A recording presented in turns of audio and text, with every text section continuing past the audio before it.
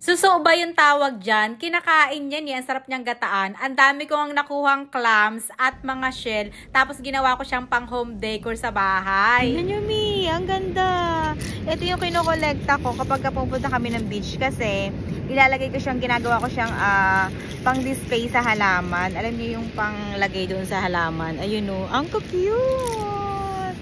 Ang dami ko nang nakuha. Eto naman guys, oh. Buhay pa. Diba suso to, kinakain to eh. Oh, masarap to pang ano, pang gata. Ayan, buhay pa siya. Ibuha ko. Pero ang ganda rin shell. Eto nga yung lahat ng nakuha ko nung nagla Union kami, nung nag-walking morning ako. Eto siya. Yung iba kasi dyan buhay pa, may laman pa. So, ang ginawa ko, hinugasan ko, tapos pinakuluan ko siya, para matanggal yung mabaho kasi siya kasi syempre nabulok na. Eto yung isa, ang laki pala ng laman nito. Di ba kinakain yan? Suso daw yan eh.